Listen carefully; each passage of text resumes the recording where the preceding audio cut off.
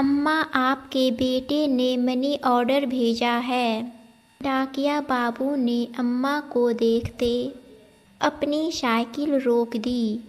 अपने आँखों पर चढ़े चश्मे को उतार आंचल से साफ कर वापस पहनती अम्मा की बूढ़ी आँखों में अचानक एक चमक सी आ गई। बेटा, पहले जरा बात करवा दो। अम्मा ने उम्मीद भरी निगाहों से उसकी ओर देखा, लेकिन उसने अम्मा को टालना चाहा। अम्मा, इतना टाइम नहीं रहता है मेरे पास कि हर बार आपके बेटे से आपकी बात करवा सकूं। डाकिये ने अम्मा को अपनी जल्दबाजी बताना चाहा, लेकिन अम्मा उससे चिरौरी करने लगी। बेटा, बस थोड़ी देर की ही तो बात है। अम्मा, आप मुझसे हर बार बात करवाने की जिद ना किया करो। यह कहते हुए वह डाकिया रुपये अम्मा के हाथ में रखने से पहले अपने मोबाइल पर कोई नंबर डायल करने लगा। लो अम्मा, बात कर लो, लेकिन ज़्यादा बात मत करना, पैसे कटते हैं। उसने अपना मोबाइल अम्मा के हाथ में थमा दिया। उसके हाथ से मोबाइल ले फ़ोन पर बेटे से हाल चाल लेती अम्मा मिनट भर बात करके ही संतुष्ट हो गई। उनके झुर्रीदार चेहरे पर मुस्कान छा गई। पूरे 1000 रुपये हैं अम्मा। यह कहते हुए उस डाकिया ने 100 के 10 नोट अम्मा की मुस्कान छा गई। पूरे 1000 रुपये हैं अम्मा। यह कहते हुए उस डाकिया ने 100 के 10 नोट अम्मा की ओर बढ़ा दिए। रुपये हाथ में ले गिनती करती अम्मा ने उसे ठहरने का इशारा किया। अब क्या हुआ अम्मा? यह 100 रुपये रख लो बेटा। क्यों अम्मा? उसे आश्चर्य हुआ। हर महीने रुपये पहुंचाने के साथ साथ तुम मेरे बेटे से मेरी बात भी करवा देते हो।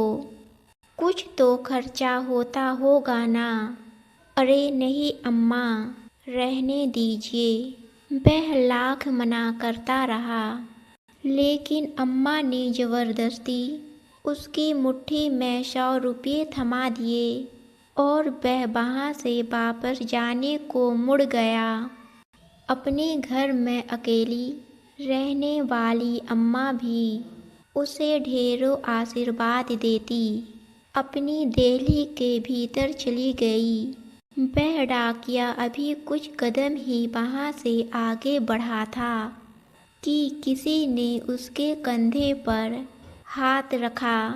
उसने पीछे मुड़कर देखा तो उसके कस्बे में उसके जान पहचान का एक चेहरा सामने खड़ा था। मोबाइल फ़ोन की दुकान चलाने वाले राम प्रकाश को सामने पाकर वह हैरान हुआ। भाई साहब, आप यहाँ कैसे? आप तो सभी अपनी दुकान पर होते हैं ना?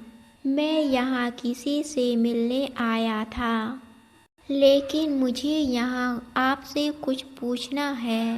राम प्रकाश की निगाहें उस डाकिया के चेहरे पर टिक गई। पर होते हैं ना, मैं यहाँ किसी से मिलने आया था। जी पूछिए भाई साहब, आप हर महीने ऐसा क्यों करते हैं? मैंने क्या किया है भाई साहब? राम प्रकाश के सवालिया निगाहों का सामना करता वह डाकिया तनिक घबरा गया। हर महीने आप इस अम्मा को भी अपनी जेब से रुपये भी देते हैं और मुझे फ़ोन पर इनसे इनका बेटा बनाकर बात करने के लिए भी रुपये देते हैं, ऐसा क्यों?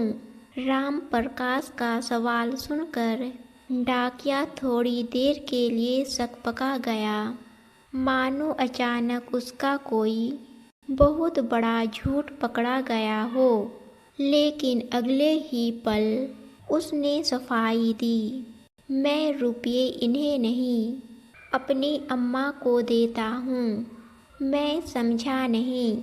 उस डाकिये की बात सुनकर राम प्रकाश हैरान हुआ, लेकिन डाकिया आगे बताने लगा, इनका बेटा कहीं बाहर कमाने गया था और हर महीने अपनी अम्मा के लिए 1000 रुपये का मनी ऑर्डर भेजता था। लेकिन एक दिन मनी ऑर्डर की जगह इनके बेटे के एक दोस्त की चिट्ठी अम्मा के नाम आई थी। उस डाकिये की बात सुनते राम प्रकाश को जिज्ञासा हुई, कैसी चिट्ठी? क्या लिखा था उस चिट्ठी में? संक्रमण की वजह से उनके बेटे की जान चली गई, अब बह नहीं रहा। फिर क्या हुआ भाई? राम प्रकाश की जिज्ञासा दुगनी हो गई। लेकिन डाकिया ने अपनी बात पूरी की। हर महीने चंद रुपयों का इंतजार और बेटे की कुशलता की उम्मीद करने वाली इस अम्मा को यह बताने की मेरी हिम्मत नहीं हुई। मैं हर महीने अपनी तरफ से इनका मनी ऑर्डर ले आता हूँ, लेकिन यह तो आपकी अम्मा नहीं है ना। मैं भी हर महीने 1000 रुपये भेजता था अपनी अम्मा को, लेकिन अब मेरी अम्मा भी कहाँ रही? यह कहते हुए उस डाकिया की आंखें भर आई। हर महीने उससे रुपये ले अम्मा से उसका बेटा बनकर बात करने वाला राम प्रकाश उस डाकिये का एक अजनबी अम्मा के प्रति आत्मिक स्नेह देख निःशब्द रह गया।